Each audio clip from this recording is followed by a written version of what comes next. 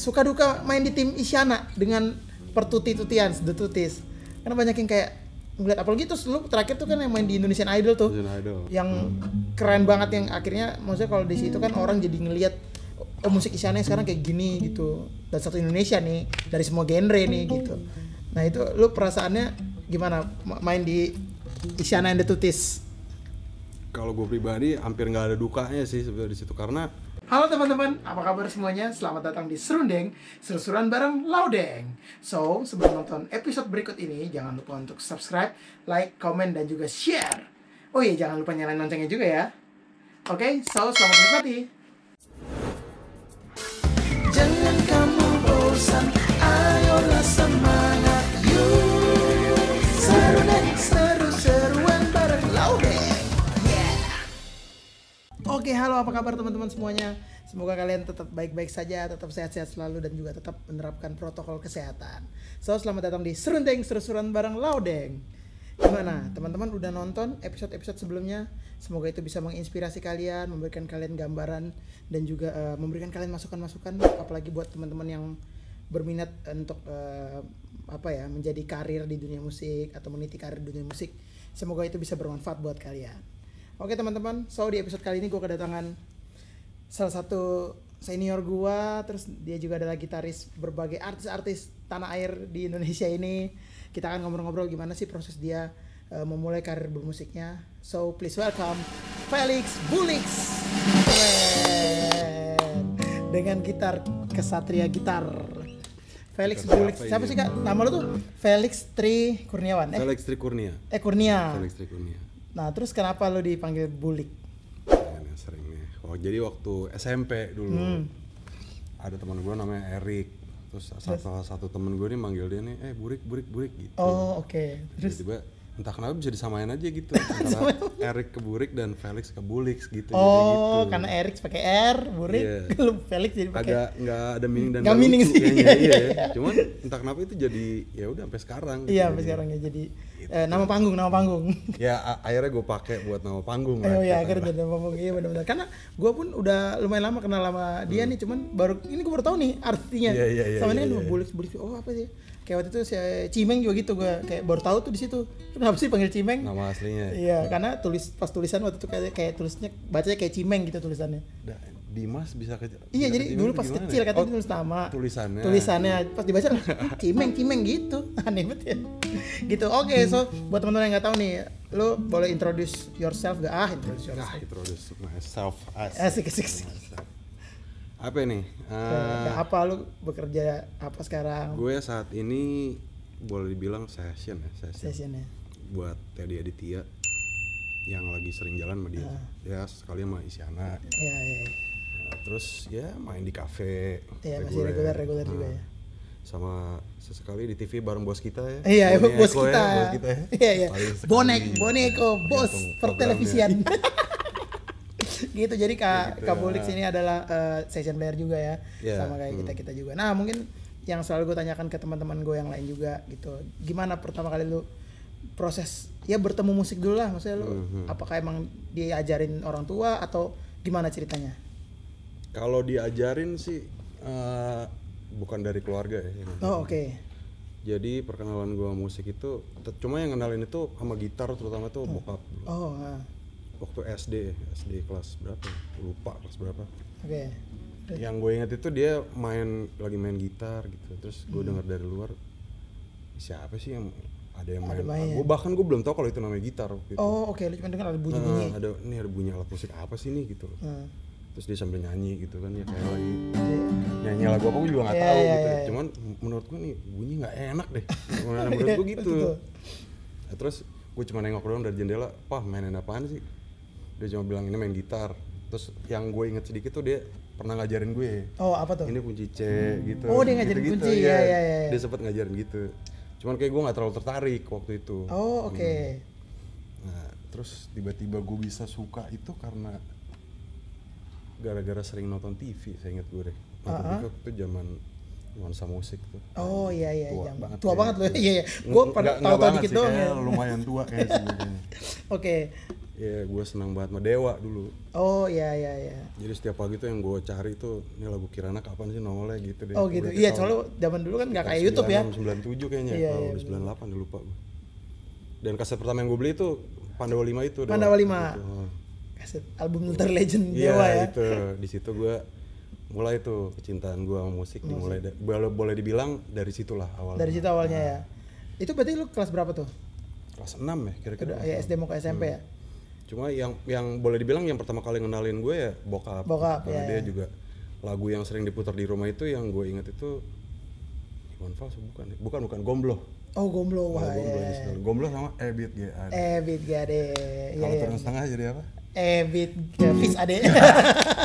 Gue mikir dulu lagi.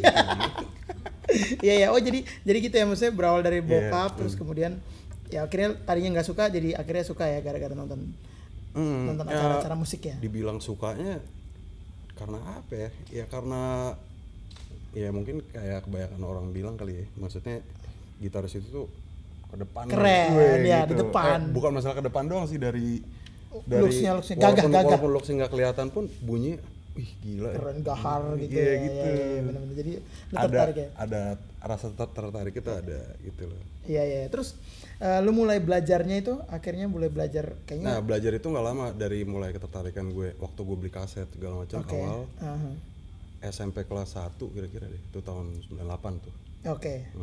Itu gue nyokap gue nawarin mau les gitar nggak? Tuh, gue bilang mau.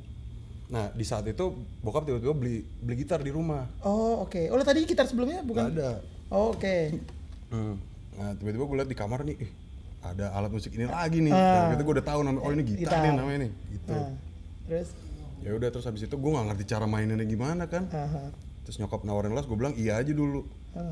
Nah tapi begitu di meja pendaftaran gue dikasih buku gitu kan, les klasik Yamaha. Oh Yamaha, iya. Kasih buku yang masih dasar.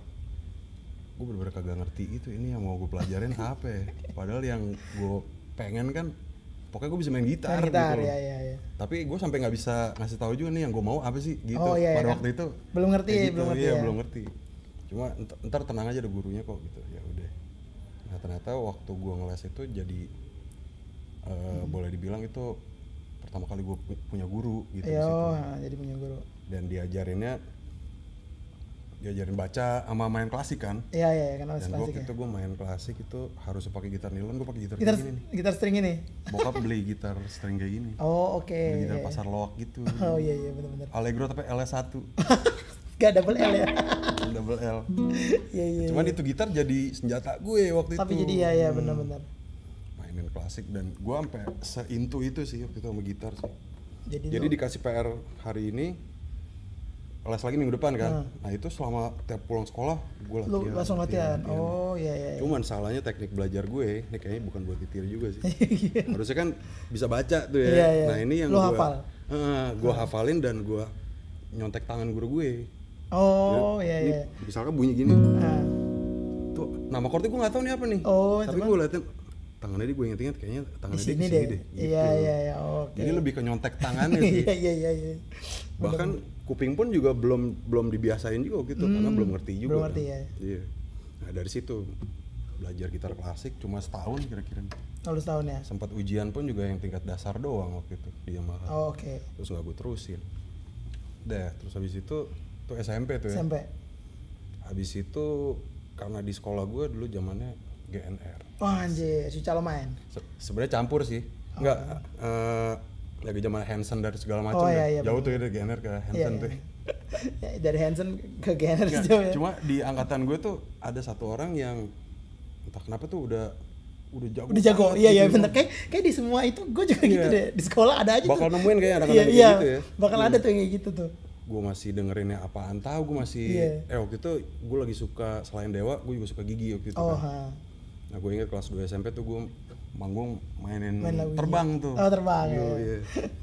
Nah sedangkan teman gue yang gue bilang jago itu dia udah bisa main November Rain. Wah gila, musik SMP gitu kan. Iya bener. Kalau pikir-pikir tuh sekolah gue tuh dulu oke juga gitu. Ada beberapa yang anaknya bisa.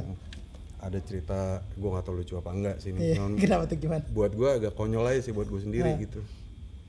Jadi sekolah gue gue nggak pernah tahu merek gitar dulu kan. Ada Telecaster dulu. Nah terus teman gue ada yang bawa kalau mau latihan itu bawa Prince. Iya. Tapi karena Prince ini lebih cakep bodinya, gue lebih pilih itu. Pokoknya lihat dari looks-nya aja ya. Iya, karena yang gitar sekolah itu di gudang, nggak pernah diurus, terus karatan gitu. Iya. Kayak jadi kan, gue pakai gitar yang ini aja deh, gitu. Oh gitu, jadi lo lebih memilih Prince daripada Boro-boro Telecaster ngerti tuh ya? pick up segala macam kan kagak ngerti kan, main aja gitu pokoknya. Kayak gitu, dari SMP sih. Berarti SMP lu ngeband berarti ya? Udah mulai rajin banget dan excited sama gitar tuh dari SMP. Ya? Habis itu lu otodidak akhirnya? Belajar sama teman, lebih belajar sama teman. Salah satunya teman gue yang tadi gue bilang udah bisa main. Lu belajar sama dia? Itu, udah almarhum orangnya sekarang. Oke. Dia banyak ngajarin gitu. Soal ampli, soal ya walaupun masih luarnya doang lah untuk anak seumur gitu kan. Gitu. Cuma udah oke lah anak seumur gitu. Udah habis itu masuk SMA masih ngeband juga? SMA lebih jarang sebenarnya. Oh, SMA malah jarang ya? Cuman jadi kayak kelas 1, kelas 2 itu gue nggak ngeband tuh. Oh, lu belajar banget ya? Sempat sekolah ke Jawa gue gitu kan. Oh iya, sempat asrama gitu deh. Oh, lu sempat asrama? Cuma setahun waktu itu. Oh, oke. Balik ke Jakarta terus ketemu teman-teman gue lagi sekolah di Jakarta, masih belum ngeband sih, kelas 3 baru ngeband gue. Oh, oke. Kelas 3 ketemu teman gue namanya Andi. Sama Paulus tuh main bass. Itu boleh dibilang yang awal-awal ngajakin gue ngeband. Kalau dibayar tuh boleh bilang profesional lah ya. Iya, profesional benar. SMA lah itu. Jadi main top 40 gitu. Oh, oke. Di kafe-kafe kayak reguler di gitu. Pantai Indah Kapuk gitu. Oh, di Peak ya. Cuma jarang-jarang waktu itu masih. Ya belum kayak sekarang ya. Sebulan paling berapa kali. Iya. Iya, nah di situ gue baru ngerasain tuh pertama kali main dapat bayaran gitu. Fee ya. Iya. Kayak gitu deh. Dari SMA berarti mulainya. Iya, SMA mulainya. Ini Paulus Pelo bukan? Iya, benar-benar. Oh, Pelo. Oh, lu kenal Pelo tuh dari SMA? Satu band sama dia. Oh gitu. Baru ngeband bareng sebenarnya pas di kuliah. Tapi dari SMA tuh udah barengan sama dia. Oh, udah bareng. Oh. Belajar bareng sama teman gue yang Andi ini pemain gitar. Iya. Oh gitu. Iya, sempit ya dunia. Iya. Dulu kita belajar bareng sama itu senior juga, Alpha De Freitas. Apa? Alpha De Freitas. Oh, Alpha De Freitas. Iya. Belajar sama dia. Oke, habis itu lu kuliahnya musik nih ya? Enggak. Nah, lanjut lagi begitu abis SMA. Pengen dong mau lanjutin sekolah musik kan. Gue sampai yang lain pada udah daftar kemana kuliah. Gue nggak daftar karena gue mau main musik. Keren. Iya. Begitu yang lain udah pada diterima segala macam. Wah, ini gue belum pergerakan apa-apa nih. Karena tujuan gue emang yang gue tahu gitu kan udah ada IMI kan. Oh iya, udah IMI. IMI sama IKJ yang jadi incaran itu doang. Gue begitu ke IKJ atau pokoknya kedua ini begitu gue coba ternyata belum waktunya nih, mahal banget gitu. Iya benar. Jadi waktu itu kondisinya juga kayak kata dari pihak keluarga juga belum bisa nih kalau mau dipaksain ke sini nggak bisa gitu. Jadi ya udah, sedangkan gue udah telah pendaftaran kemana-mana kan, nganggur dulu jadinya. Nganggur dulu setahun baru masuk ke Atma. Oh lu gini dulu setahun ya nganggur? Kuliah manajemen bang. Iya. Tapi lu ada jeda setahun ya? Iya, jeda setahun. Iya. Nah di Atma lebih boleh bilang ke asas secara pergaulan sih. Nah gue bareng lagi nih sama si Pelo. Sama Andi gitu. Oh iya. Di Atma ada kayak UKM sebutannya itu kayak ekstrakurikuler gitu lah ya. Namanya UCMJ ya itu ada beberapa bareng sama Boni. Ada beberapa alumnusnya ya Boni. Bareng sama Boni di situ, nah dari situ deh.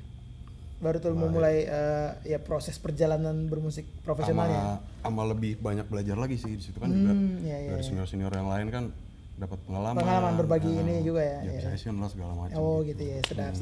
Nah, lagu pertama yang lu pelajarin waktu SMA yang lu kayak anjir lagu ini harus gue kulik nih sampai gue bisa. Yang gue inget nih ya. Iya, yang lo inget apa? Alone and the Bee Gees. Anjir, coba mainin. Masih inget gak lo? Gue sampai lupa lagi lagunya.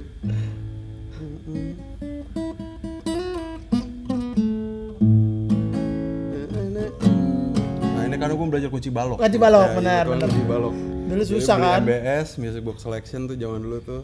Oh iya benar. Mungkin kalau chord yang open chord kayak gini gue udah bisa dulu kan, kayak gitu segala macam. Nah untuk perpindahan yang kunci balok ini yang gue ingat lagu Alone itu. Lagu Alone itu karena ada fis minornya ya. Iya. dapet. Iya, benar. Iya gitu dari situ ke situ tuh dulu susah banget ya. Iya, gitu. Itu berarti SMA lu pelajarin lagu itu? SMP? Enggak, dari SMP. Oh, dari SMP udah belajar lagu itu ya? SMP udah belajar gitu. Akhirnya ya pasti Kuci Balak tuh kan susahnya di awal tuh nyangkut-nyangkutnya kan. Jambu klutuk, Bang. Iya. Jambu klutuk. Tuh, ada aja tuh nyangkut tuh. Iya, benar-benar. Oke, so yang profesional pertama tuh yang di SMA itu yang lu SMA di kafe ya. Di kafe. Nah, terus kalau session nih, perjalanan lu pertama kali session sama siapa? Pertama kali itu siapa ya? Jakarta Broadway Team waktu itu. Bukan session sih, jadi 2008 tuh ada gue waktu itu berteman sama namanya Margarita Frida, teman gue Idot namanya. Oke. Nah dia rencananya tuh pengen bikin kayak band-band yang buat teater gitu. Oh, gue kenal nih Idot, gue kenal Idot. Yeah. Nadira ya? Iya. Sempat sama Boni gue waktu itu. Oh, oke. Gitu itu dia bikin konsep kayak gitu. Kalau mau dibilang awal banget gue main, ya di situ sih ada panggung musikal gitu, mainin filmnya judulnya Ran. Oh, oke. Jadi main live gitu ya? Maksudnya ada filmnya nyala terus lu main. Bukan ada filmnya, jadi yang meranin teaternya juga. Teaternya ya difilmkan itu. Bandnya gue dan teman-teman. Gitu. Oh, oke gitu. Nah, habis itu setelah itu kalau sessionan bisa sama Radini pertama kali gue. Oh, Radini ya? Karena dari Raffi and the Beat dulu kan. Oh iya benar. Raffi and the Beat tuh pas zaman kuliah lu kuliah? Masih kuliah gue. Masih kuliah. Oh, oke. Ketemu sama si manajer gue tuh namanya Bosyang. Satu kampus gue sama dia dulu. Oh, Atma juga. Nah, terus dia tiba-tiba ngajakin aja gitu. Lagi karena sering kalau jam session dia suka ikutan kan. Kadang suka ikutan nyanyi juga dia, main gitar gitu. Nah, terus tiba-tiba dia ngajakin. Main yuk sama Raffi nih. Raffi siapa ya? Belum tahu ya. Gue belum tahu. Tapi begitu udah main sama dia, gue baru baca koran ada namanya. Iya. Cilik yang gitu. Rekor. Pecahan rekor. Gitu. Kalau gue ketemu sama bos yang Raffi di situ pas gue kuliah 2009. Oh, oke. Nah itu kalau tadi pertama kali profesionalnya gue SMA, sempat hilang lama. Nah baru mulai gue menjajaki karir gue tuh di 2009 bareng sama Raffi sebenarnya pertamanya. Oh, oke. Gitu. Sempat bikin satu album di situ di tahun itu. Bareng Raffi ya? Yang nyanyi Bona Pascal. Iya. Oh iya benar Bona. Album 2009. Oh udah habis itu ke. Nah dari situ karena dulu Raffi and the Beat tuh sistemnya penyanyinya tuh nggak cuma satu. Ganti ya, featuring. Makanya kenal sama Bona, kenal sama Radini jadinya gitu. Nah, terus jadi betulan mereka bikin project solo ada beberapa, makanya gue ikutan bantuin. Iya dari situ ya. Dari situ. Bona sama Dini tuh termasuk awal-awal sih gue main. Awal ya, berarti udah kenal lama banget ya berarti ya mereka ya? Ya 11 tahun berarti ya kira-kira. Iya benar.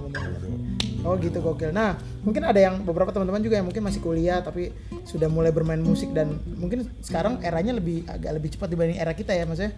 Sekarang anak SMA pun udah bisa, ibaratnya udah bisa kerja di musik, udah bisa menghasilkan duit nih dari anak SMA.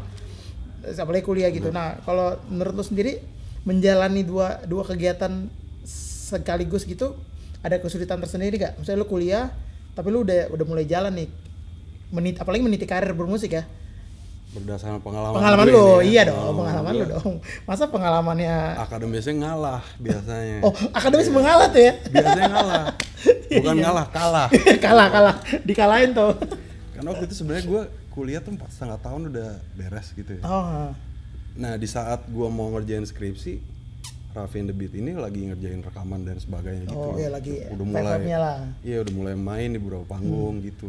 Nah di situ deh udah konsentrasi terpecah belah tuh di situ tuh. Iya. Ngerjain skripsi tuh mitos yang ada gitu. Sampai 2,5 tahun sampai gue undur gitu. Oh gitu. Jadi lama di skripsinya ya. Tapi sebenarnya ya kayak kata orang kebanyakan kali ya, kalau dibilang bisa mah sebenarnya bisa asal bisa atur waktu gitu. Cuma kebetulan pengalaman gue atur waktunya salah aja begitu. Iya benar.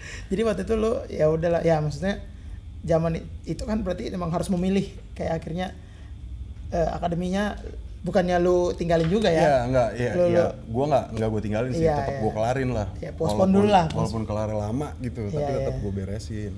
Kelar ya, walaupun mitosnya juga Atma Jaya itu adalah salah satu kampus yang susah lulusnya katanya ya. Katanya gitu ya. Ya, tapi lu aja bisa lulus. Iya.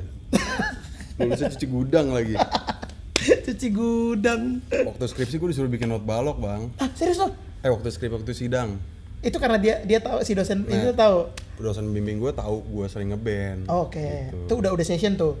Iya, belum session kemana-mana sih, cuman gue udah main lah gitu hitungannya gitu lah. Terus kok bisa? Iya, karena pas ditanya materi yang buat ujian gue nggak bisa jawab. Tiba-tiba dosen gue belain gue kan, dosen bimbing bilang bisik-bisikin gitu ke dosen kepala. Tiba-tiba dia bilang, ya udah lu dari tadi gue tanya kagak ada yang bisa lu jawab nih, gituin gue. Bikin not balok dulu, bisa nggak? Bisa baca tulis nggak? Gue bilangnya bisa langsung ya kan. Iya. Terus lu nulis beneran dia? Gue tulis papan tulis. Dia suruh Padamu Negeri, Padamu Negeri itu bikin not balok, gue bikin. Keren. Padahal salah bang. Kalau gue bikin, dosen bimbing gue bilang, iya pak benar kok ini benar. Wah keren. Wah kocak banget lagi ceritanya. Serius lo, wah. Gue pikir tuh dia tuh emang ngerti kayak, lu katanya suka ngebandingin gue tes deh gitu. Nggak ngerti juga ya. Masalahnya dosen bimbing gue ini main gitar klasik kayak gue, belajarnya. Dan dia lebih bisa baca daripada gue. Oh gitu. Berarti harusnya dia tahu kalau itu salah. Iya, cuman gitu. Dia udahlah ya. Iya, udah. Pak ini bener kok, dia belain gue. Oh dia belain lu, keren. Pak siapa namanya? Aduh, namanya siapa, gue udah lupa lagi namanya siapa. Pokoknya buat dosen pembimbing Bulik, terima kasih banyak telah melahirkan. Benar juga ya. Oh gitu anjir kocak, karena gue juga waktu skripsi juga ditanyain gitu, tapi kalau gue, skripsi gue tentang, kan gue accounting kan, skripsi gue tuh tentang studio musik, kayak biaya cost volume profit pada studio musik, berhubungan sama musik sih. Cuman karena waktu itu, kalau gue kebalik, dosen penguji gue nggak tahu kayaknya ngeband apa-apa lah, tapi dia tahu nama studio. Jadi kalau dibandingin waktu itu dia bandingin sama apa nih di Tebet nih, Bebop sama TNT. Kan kampus gue di Pulau Mas, jadi timur-timur, jadi Sipro juga masukin juga. Sipro juga dia. Jadi dia nanya, kalau ini misal gue lupa lagi pertanyaan, pokoknya intinya dia bandingin. Jadi kalau misalnya coba berarti studio kamu gini. Jadi gue pakai contohnya tuh studio teman gue di Sunter. Sebenarnya sih studionya nggak disewain sih, cuman gue bikin aja disewain. Kan studio teman gue. Jadi gue tinggal bilang nih tanda tangan. Udah berapa tahun yang lalu tuh. Terus dibandingin jadi kayak berarti kalau harga yang ini kalau dibandingin sama studio Bebop berapa ini sewanya? Kok anjir? Untung gue tahu kan. Terus kalau TNT berapa? Seginian. Oh ya benar segituan, saya pernah situ. Gitu. Gue juga kaget anjir, ternyata dia anak band gitu. Gue enggak tahu. Tuh kata-kata sama, ternyata gue pikir gue doang loh. Lu juga ada gitu-gitunya. Macam Bang, ada yang disuruh nyanyi. Iya, disuruh nyanyi. Jadi kayak apa ya? Yang enggak tahu benar apa enggak sih. Nyari sisi di luar akademisnya gitu loh. Iya, benar. Sebenarnya sih bagus juga ya. Jadi kayak tidak terpaku ke situ aja. Iya. Cuma ya alangkah lebih baiknya kalau emang udah tahu mimpinya misalkan buat main musik. Nah. Ya lebih baik dikejar di situ. Fokus di situ ya. Gitu. Ya. Kita hanya sekelibet orang yang agak nyasar dikit ya. Ya kayak tadi lo bilang di zaman sekarang kan lebih mudah, berarti harusnya benar. Ngebaginya pun jadi lebih mudah. Jadi kan? lebih mudah, benar. Jadi ya, bisa gitu lebih gampang lah. Gitu. Nah, abis itu kan setelah lulus nih, itu adalah fase yang menurut gua cukup penting dalam kehidupan semua orang gitu, karena lu harus memilih kan, lu kedepannya bakal jadi apa nih? Ini kan ibaratnya pemilihan yang lumayan krusial, sama kayak dengan menikah lah. Lu bakal stay di lama nggak di dunia yang lu pilih gitu. Nah lu ada kebimbangan nggak saat lu lulus kayak anjir gue akan ngantor kah atau udahlah gue main musik gitu? Nah sekali lagi ini mungkin gue beruntung kali ya. Jadi pada saat gue kuliah lama, nyelesainnya lama, nah di situ sebenarnya kan pintu karir gue tuh udah ada gitu. Iya. Gue udah mulai main yang profesional gitu, yang dibayar. Panggungnya juga yang lumayan penting gitu loh. Boleh bilang juga panggung penting juga gitu. Jadi begitu gue lulus, sebenarnya gue udah tahu gitu. Ya udah gue udah pasti main gitar nih. Iya. Main musik lah gitu. Dan kebimbangannya pada waktu itu gue belum ada sih. Maksudnya waktu itu yang gue pikirin tuh cuma ya udah gue akan main musik aja hidupnya. Kayak gitu dengan di panggung. Di panggung gitu. Jadi begitu itu, misalnya lu udah yakin lah. Ya. Keputusannya udah bulat lah, udahlah. Ya mungkin kalau yang apa ya, ada juga kan yang di kasus begitu udah lulus tapi ini gue mau ngapain nih? Iya gitu. iya benar. Masih bingung. Iya masih bingung kan, banyak yang kayak gitu. Ya kalau gue hitungannya ya tadi gue bilang ya gue beruntung lah. Jadi pada saat itu emang udah siap nih jalurnya nih. Udah gitu. ada seakan-akan gitu lah. Kelihatan lah jalannya gitu. Gak yang buta-buta banget gitu ya. Benar-benar. Nah, menurut lu sendiri apa nih namanya? Ketika lu berada di dunia musik nih yang penuh dengan lika-liku dan juga tragedi-tragedinya gitu.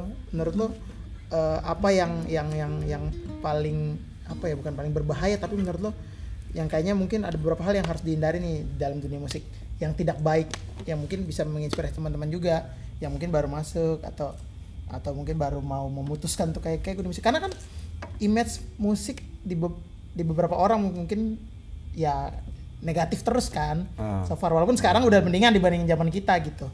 Ya, nah menurut lo nih sendiri, lo kan udah lumayan lama nih berkecimpung di dunia musik ini.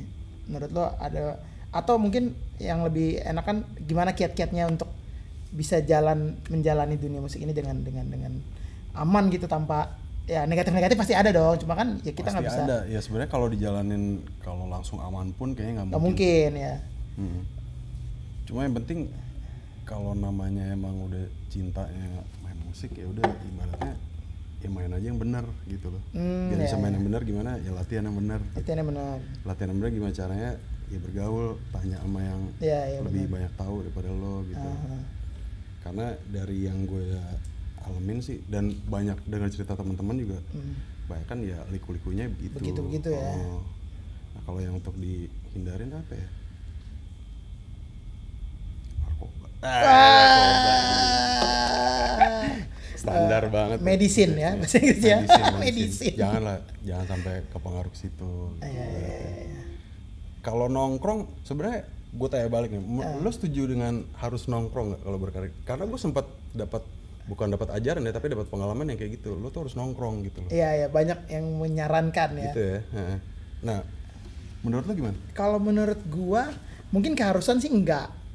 Karena ada beberapa juga teman-teman yang nggak nongkrong banget, tapi ada aja kan, maksudnya jalannya. Cuman balik lagi ke diri. Kalau gue pribadi, gue emang basicnya suka nongkrong. Jadi maksudnya gue nongkrong tuh bukan karena gue nyari kerjaan, emang gue suka nongkrong gitu. Dan kebetulan dari situ kebentuk koneksinya dan bukan kebetulan ya, maksudnya emang mungkin udah jalannya.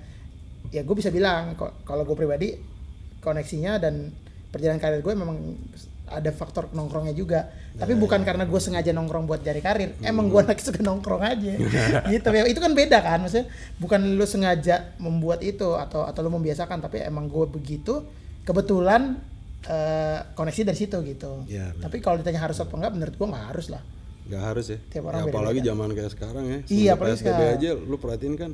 Iya benar. Banyak banget orang-orang muncul tuh iya, benar. Instagram YouTube, segala macam. Apalagi sekarang kalau di konten lo bagus, atau sekarang orang kan audisinya sekarang dari Instagram kayak kita dulu session kan masih kayak misalnya nggak ada gitaris nih, pasti nanya teman dong kayak lu rekomen siapa gitu. Kalau sekarang kan kadang nggak perlu rekomen, lu lihat aja di Instagram siapa ya, ini kayaknya boleh nih gitu kan. Instagramnya ini tinggal suruh cek aja. Iya benar, nggak perlu yang kayak dulu sesusah itu nyari. Ya mungkin ini mungkin nyambung obrolan nih ya, maksudnya mungkin maksudnya adalah kenapa harus nongkrong, karena dulu tuh buat nyari referensi susah. Jadi orang dapat referensinya dari omongan orang lain kan. Ya, benar. Dari rekomendasi orang lain. Nah, cara lu biar direkomendasi adalah ya lu nongkrong biar diingat. Iya benar. Tapi kalau untuk nongkrong dan biar diingat ya harusnya masih berlaku sampai saat ini sih. Iya, itu tapi masih berlaku.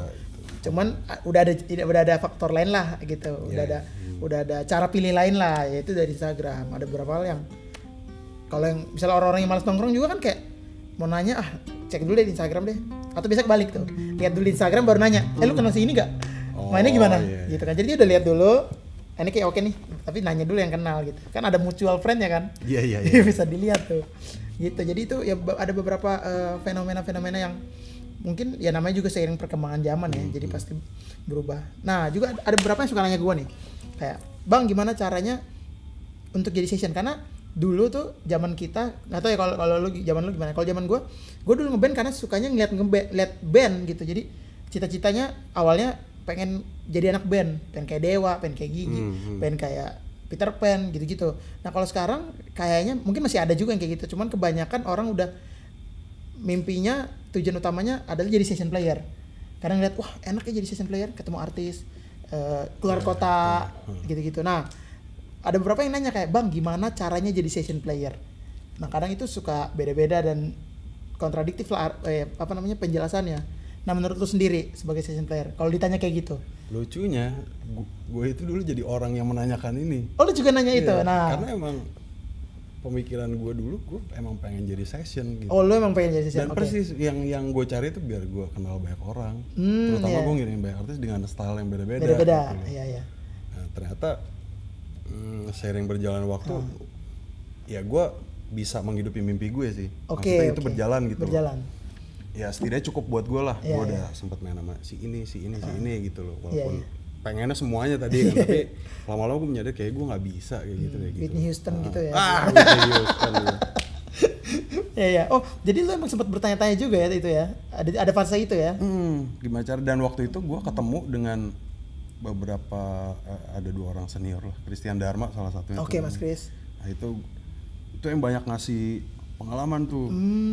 Kalau main tuh begini, kalau dan termasuk di topik tadi yang soal nongkrong itu. Pada waktu itu yang masih yang obrolan yang diutarain itu nongkrong itu penting gitu loh, ibaratnya gitu. Benar-benar. Cuma dan yang gue rasain itu juga ternyata ada benernya juga ya. Iya, benar. Ya, nomor 1 yang jelas latihan sih memang sih. Ya. Cuma nongkrong doang. Banyak referensi gitu. Dan nongkrong itu untuk memperluasnya lagi gitu. Benar. Nah, terus untuk menjalani sessionnya itu sendiri,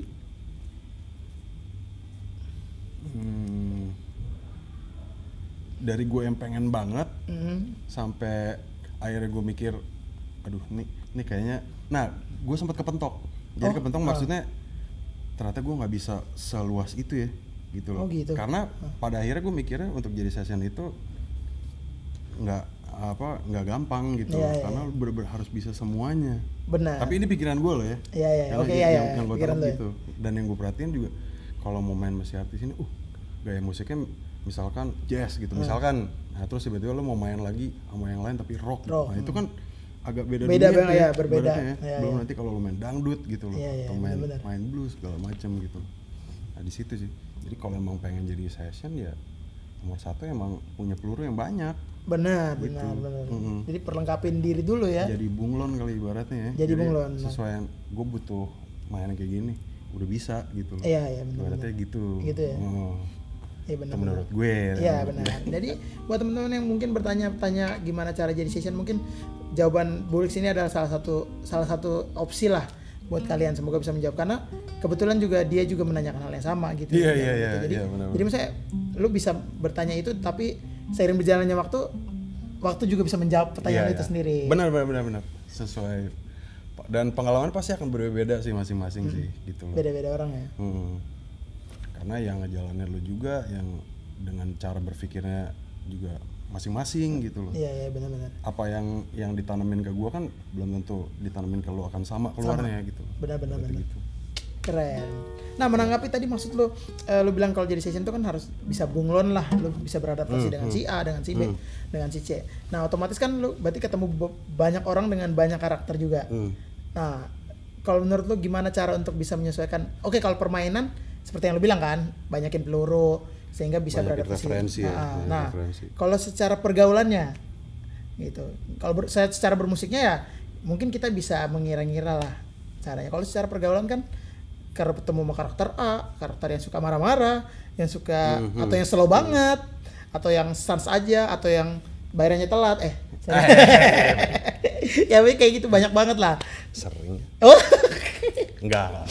Gimana? Kalau menurut lu gimana tuh cara menanggapi itu? Karena menurut gue pribadi, orang tuh suka biasanya ngelihatnya yang enak-enak doang kan. Enak main sama ini, enaknya main banyak genre mungkin kalau dia suka musik, cuman jangan sampai lupa kalau ada faktor-faktor lain yang mendukung juga gitu. Jadi orang suka mengesampingkan relation sama teman band misalnya, antara session atau relation dengan artis atau dengan manajemen, fokusnya ke musiknya doang. Ya akhirnya ya sorry itu sih kadang nggak nyambung gitu. Karena mainnya doang yang dipikirin. Nah, menurut lo kalau cara beradaptasi secara keseluruhan tuh gimana sebagai session player? Cara beradaptasi kalau menurut gue itu lebih ke namanya session itu kan gue anggap biar gimana itu karyawan juga gitu loh. Iya. Jadi bosnya itu si artis gitu. Jadi ya sebisa mungkin memposisikan diri tuh sebagai misalkan bukannya dengan sok kenal, sok akrab gitu loh. Kecuali kalau emang lu bisa untuk ke situ ya gitu loh. Cuma dari awal sih kalau untuk jaga-jaga ya bertindak sesopan mungkin gitu loh. Tapi dengan tanggung jawab ya. Yang pertama itu ya mainnya bagus. Kayak datang latihan nggak telat gitu lah ibaratnya. Jadi fully prepared gitu loh untuk semuanya. Kayaknya itu menurut gue jadi tolok ukur pertama sih. Dengan sikap lo yang pada saat lo sebagai yang dipekerjakan lo bisa bekerja dengan baik, itu udah jadi satu keunggulan gitu buat diri lo sendiri gitu. Nah dari situ baru kalau emang bisa mendekat gitu loh, untuk mendekat lebih akrab lagi silahkan gitu. Kalau awal ya bertindaklah sebagai layaknya karyawan gitu. Karena yang dipekerjakan gitu. Itu bisa jadi modal utama. Ya, modal utama untuk bisa bekerja, karena ya benar yang lu bilang kan, kayak kita bekerja ya sama orang, ya kita digaji juga sama dia gitu ya. Jadi banyak hal, maksudnya kayak, jadi itu menurut gua ada beberapa. Sorry gue potong dikit, gue tambahin dikit. Boleh dibilang karena dia artisnya, jadi apapun yang dia mau ya kita mesti provide gitu loh. Sekali lagi menurut saya. Benar. Pengalaman saya. Karena pembeli adalah raja. Kita penjual jasa ya. Tapi emang benar, karena kadang ada beberapa hal yang menurut gue beberapa teman-teman musisi ada yang lupa. Jadi kayak karena mikirnya musik ini kan gak seperti orang kantor. Ya mostly seperti itu, cuman tetap ada etos kerja yang menurut gue sama. Lu kantor juga ada etos kerja yang sama gitu. Bermusiknya pun sebenarnya ada dan harusnya ada. Nah itu yang suka kadang dilupain, sehingga ya kadang zong lah gitu. Iya. Menurut pengalaman saya, yang nggak tahu ya buat teman-teman. Dan itu balik lagi juga ya yang dialamin tiap orang nanti akan beda-beda lagi ceritanya sih. Iya benar. Semuanya punya jalan. Makanya kenapa gue suka ngobrolin ke banyak teman-teman musisi. Karena biar gimana outputnya tuh beda. Outputnya beda-beda, benar. Padahal basicnya pertanyaan gue selalu sama kan. Lu kalau nonton beberapa episode pasti sama, cuman ini yang gue dapet tuh wah beda-beda ya. Terus jadi pengalaman juga buat gue gitu. Nah oke. Lu sebagai gitaris, lu pasti punya panutan dong. Panutan lu pasti dalam bermain musik ya, especially gitar. Siapa aja dalam dan luar negeri? Dalam negeri itu Mas Bujana. Oh Mas Bujana. Kenapa? Bujana gue ya style-nya unik ya. Bukan style-nya, maksudnya nada-nadanya unik sih. Padahal kelihatannya sederhana gitu, kalem gitu ya. Tapi bunyi manisnya dapet. Terus yang menurut gue pas gue dengerin kan dari manis gitu, tiba-tiba begitu bagian chorusnya, waduh, jadi ruwet. Sini nih, tiba-tiba ruwet nih, gitu gelap lah atau outside segala macam gitu lah. Dan tapi itu yang bikin menarik untuk gue dengerin gitu. Tuh kalau luar negeri gue dari dulu suka banget Steve Vai gue. Oh lu justru Steve Vai banget ya? Selain gaya main gitar itu yang luas gitu, tapi musik yang dia bikin itu juga sangat menarik gitu. Menarik buat lo ya. Terus kalau gue ngeliat perjalanannya juga waktu dia sama Frank Zappa segala macem gitu. Bukan cuma dari rock yang glamour doang. Gitu loh.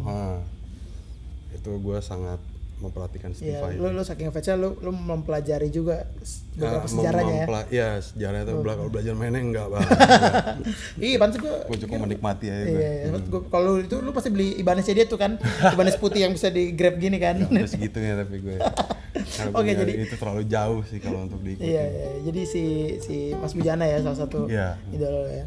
Nah, lu kedepannya nih ada keinginan kah untuk, kan semenjak pandemik beberapa teman-teman jadi pada ngeluarin karya-karya sendiri, entah ada yang single atau ada yang album. Lu sendiri nih ada keinginan nggak buat karya lah, atau mungkin kerja sama siapa, atau mungkin ngeband ke depannya? Yang saya harapkan ini sebenarnya nomor satu tuh bisa kembali normal lagi sebetulnya. Semua juga ingin begitu ya. Enggak. Kalau keinginan punya lagu gue dari lama sih, cuma tinggal tergantung kapan gue mau jadiin aja gitu. Karena gue kayak udah suka mengalami kayak udah jadi nih di awal gitu, tapi kayak ini kalau mau diterusin begitu sampai bagian tengah kok gini ya, jadi mandek gitu loh. Nah itu sih gue lagi berusaha untuk ngalahin itunya. Jadi emang ya udah coba aja dulu, keluarin dulu gitu. Iya benar kan Toh itu. bukan maksudnya keluarin dulu bukan berarti keburu-buru dan asal-asalan ya. Iya, gitu. iya. Tapi bukan berarti banyak pertimbangan juga, terlalu banyak pertimbangan. Iya ya. Bukan berarti kayak gitu. Ya semoga di tahun ini gue menjelang akhir tahun ya bisa rilis lah. ada keren. Jadi teman-teman Keinginan. ya. Kita doain, nggak apa-apa, semua tuh kan berawal dari keinginan dan juga mimpi ya. Iya. Ya semua akan bisa tercapai dengan baik. Gila keren banget nih obrolan ini nih gue. Menarik nih karena gue juga baru tahu nih beberapa ceritanya. Terus kan kemarin kan udah ada episode Bram, ada si Bram ade lo. Jadi ini adalah kakaknya Bram ya. Lu pada sengaja apa gimana sih sekeluarga main gitar kan biasanya? Enggak, dia awalnya main bass dulu. Oh dia main bass dulu, dia nggak bilang gue tuh. Enggak, ya mungkin lupa kali. Iya ya. Main di gereja dulu kan dia main bass. Oh dia main bass, cuman akhirnya balik ke gitar lagi. Sebenarnya waktu dia main gitar pun gue nggak tahu, tiba-tiba. Oh gitu. Nah gue pikir dia main gitar kan paling buat iseng-iseng Iya, doang iya. kan gitu. Wih, dari main bass lama-lama main gitar nih. Terus gue nggak terlalu merhatiin, jagonya cepat lo ternyata dia. Lu nggak terlalu ngikutin gue nggak ya? tahu Iya. gitu loh, tiba-tiba nongol, ih kok jago nih anak gitu. Gitu. Berarti udah tahu, udah ini aja, udah di step itu aja. Iya. Iya benar-benar. Siapa yang ngajarin ya? Oh lu nggak ngajarin ya? Nggak ngajarin. Oh iya. Gitu. Gue pikir emang kayak biasa kan kakak adek, jadi kita bareng yuk atau jamming gitu enggak ya? Nah itu ya beberapa tahun terakhir lah. Oh pas udah ya udahlah udah tahu gitu ya. Emang udah sama-sama berkarir Berkarir di musik dan main gitar. Cuma ya keinginan bikin lagu bareng udah ada sih, cuman masih idenya aja masih mentok. Masih mentok gitu, ya. Iya benar-benar. Kita doain aja semoga cepet-cepet ada karya ya. Siapa tahu ada karya dari the duo Bulix and Bramski, DB, duo B. DB 2B. Oke, ini biasa gue tanyain juga ke bintang-bintang tamu gue nih. Mungkin secara keseluruhan 3 suka dan 3 duka selama berkarir di dunia musik lah. Maksudnya kan mostly lo session, tapi kan lo main regular juga, lo main wedding juga, main TV juga kan. Jadi 3 suka dan 3 duka versi Felix Bulix nih buat teman-teman di rumah. Suka aja dulu kali ya. Bebas, boleh. Suruh nyari gini malah bingung gue. Apa ya? Ya kalau sukanya nomor 1 bisa ngidupin mimpi dari yang gue bilang. Nah, jadi apa yang dari dulu cuma ngimpi doang tuh jadi kenyataan gitu loh. Karena emang ngelakuin apa yang kita suka kan. Gitu sebagai musisi. Nah, yang kedua gagah-gagahan. Gagah-gagahan. Keren-kerenan. Ya, keren-kerenan. Ya, gue nggak menyarankan sih, cuma menurut gue fase ini tuh pasti ada nggak sih? Gitu. Iya, pasti ada. Ya, gue pribadi sih gue ngerasain gitu loh. Dengan main musik tuh gue ngerasa ada lah nilai kerennya gitu. Iya, benar. Nah, terus yang ketiga apa ya? Ternyata musik itu tuh bisa menjadi sumber penghasilan. Nah, itu. Dukanya kalau apa ya dukanya? Nah, itu biasa beberapa teman-teman suka agak sulit di situ tuh part ini nih. Soalnya main musik tuh happy kan, Iya, main musik tuh happy. Bilang gitulah. Dukanya kalau sepi job kali ya. Iya, kalau kayak ini ya. Iya. Enggak gitulah. Dukanya sumpah gue nggak tahu apaan ya. Apa yang lu ingat aja, nggak harus 3 lah. 1, 2 juga boleh. Maksudnya biar teman-teman di rumah tuh kan belajar bahwa oh ternyata ada susahnya ya kayak gini, ada bisa nggak ya gue gitu loh. Jadi bisa dibagikan. Apa yang zaman dulu ketika lu baru merintis mungkin ada yang berat? Disepelekan orang mungkin atau dicengin atau apalah. Dicengin sampai sekarang sih ada aja ya. Siapapun itu siapapun juga kayak ada senior juga pasti masih tuh.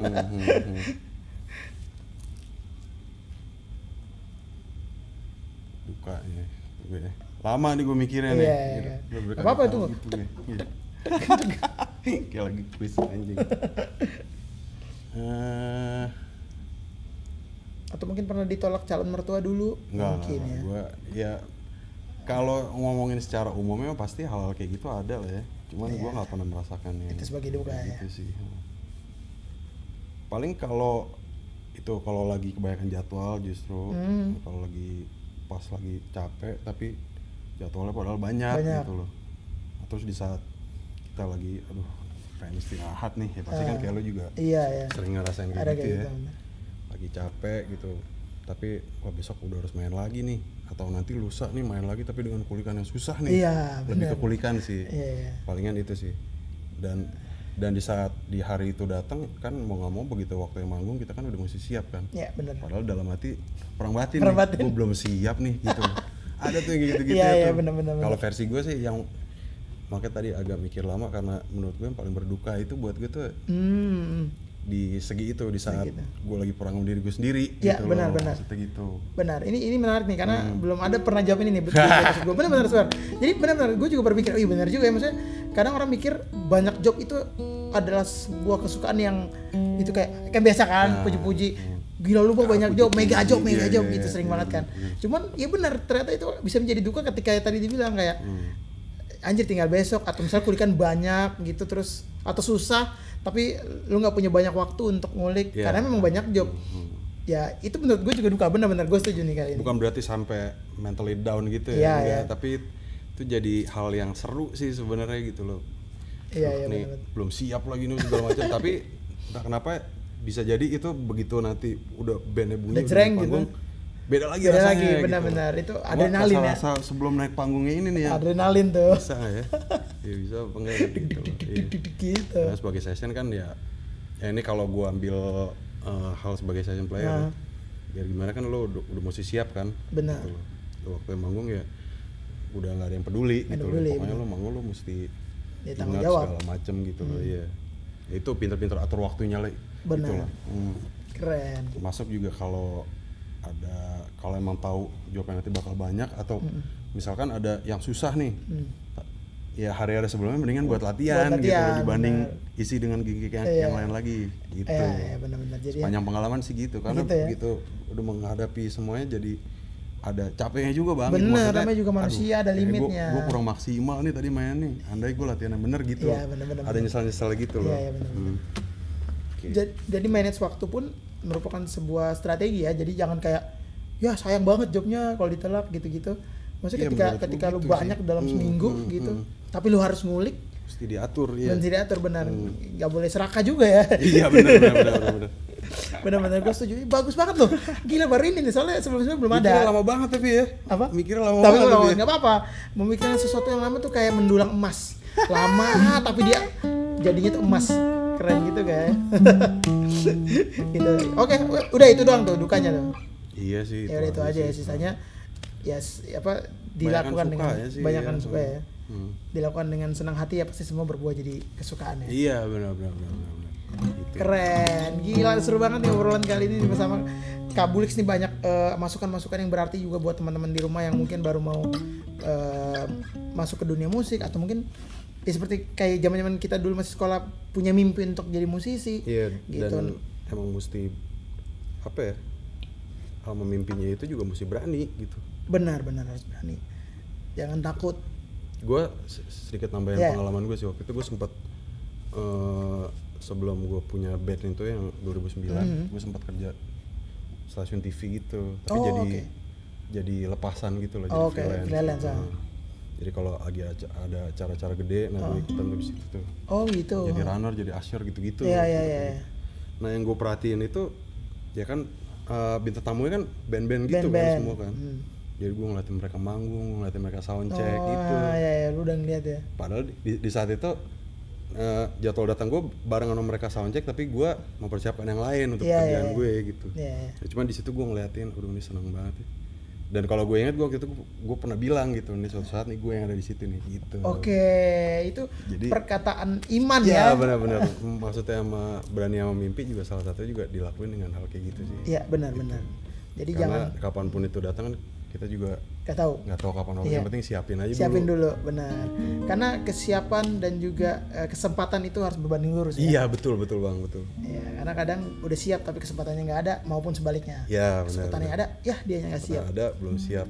Benar. Keren banget, sebuah pengalaman yang gue pun sendiri baru tahu nih, walaupun gue udah kenal lumayan lama. Tapi ini semoga ini bisa menginspirasi kalian, berikan kalian masukan-masukan yang positif juga. Oke, mungkin satu pertanyaan terakhir sebelum gue mengakhiri ini, karena mungkin banyak gue lihat di sosial media ya banyak nanya. Suka duka main di tim Isyana dengan pertuti-tutian, sedututis. Karena banyak yang kayak ngeliat apalagi terus lu terakhir tuh kan yang main di Indonesian Idol tuh. Indonesian Idol.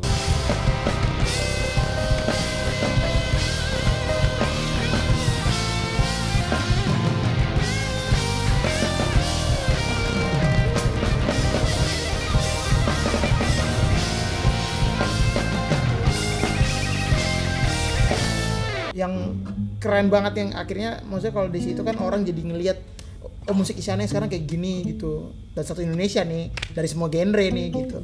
Nah itu lu perasaannya gimana main di Isyana and the Tutis?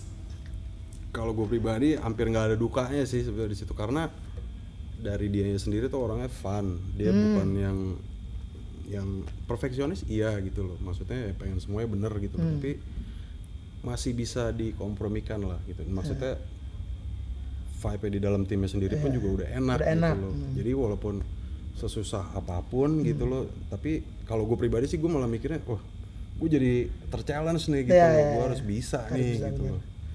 Itu sih kalau jadi kalau dukanya mah kagak ada, ya paling dukanya ngulik berjam-jam aja sih, kadang berhari-hari bahkan. Iya benar-benar. Cuman benar-benar buat nguliknya 2 hari nih baru ketemu nih, buat ngelancarinnya berhari lagi. Iya benar-benar. Gitu paling. Benar. Tapi begitu udah bisa jadi ada kepuasan juga gitu loh. Benar. Jadi ya itu benar, karena emang harus ada fase-fase itu yang di challenge gitu loh. Kalau kita pasti santai aja. Enggak Isyana doang sih, yang lain juga kan ya, dengan beda-beda style. Punya porsi masing-masing, style masing-masing. Iya. Gitu keren banget nih Kak, thank you banget sudah ngobrol-ngobrol di Serundeng. Semoga ini bisa menginspirasi kalian, memberikan kalian masukan-masukan positif, dan juga memberikan gambaran dunia musik itu seperti ini ya, dunia session player juga pun seperti ini. Jadi kalau teman-teman yang masih penasaran juga dengan pengalamannya Bulix ataupun pengen nanya-nanya soal misalnya main sama Teddy gimana sih Kak, main sama ini gimana sih Kak, boleh langsung DM beliau aja di Instagramnya, di mana? @felixbulix BULIKS. Keren ya di situ. Dan juga mamanya ini masak risol yang sangat enak, karena ini risol jagoan gue nih. Gue udah mesen berapa kali, ada risol mayo, beef mayo ya? Beef mayonnaise dan juga ada chicken juga chicken isi campur keju gitu. Iya, tapi ini enak banget, sumpah gue nggak bohong. Kalian boleh pesan kalau nggak percaya, dan kalian boleh tanya teman-teman musisi yang lain, pasti omongnya sama kayak gue. Boleh di mana Instagramnya kalau mau pesan? Ke gue aja. Kalau langsung ke lu aja, boleh langsung @felixbulix. Gitu. Nah teman-teman juga jangan lupa untuk terus saksikan Serundeng bersama teman-teman musisi gue yang lainnya juga, semoga bisa bermanfaat. Dan jangan lupa untuk subscribe, like, komen, dan juga share buat teman-teman yang lain jika menurut kalian ini bisa bermanfaat buat teman-teman kalian yang lain juga. Oke, dan yang mau tahu Moe Production itu apa, boleh cek Instagramnya di sini. Oke, dan juga mungkin buat teman-teman yang pengen mengenal gue lebih lagi, dikhususkan buat cewek-cewek. Ya, nggak buat teman-teman yang mau nanya-nanya juga boleh langsung follow Instagram gue di sini. Kasihan lo, dia udah lama banget sendiri lo. Wow. Aduh. Main udah kemana-mana aduh. sendiri. Coba kita giniin tangannya. Ayo. Aku kosong nih. Nah kalau dia. Kamu nggak iri. Aduh. Iya. Karena dia juga baru nikah tahun ini.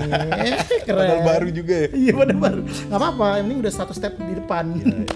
Oke teman-teman, sampai ketemu di serunding-serunding lainnya. Jangan lupa untuk tetap stay safe, tetap menjaga protokol kesehatan, tetap memakai masker, tetap menjaga jarak, dan juga jangan lupa untuk meningkatkan imunitas tubuh. Sampai ketemu di serunding berikutnya. Sampai jumpa lagi di seru-seruan bareng Laudeng.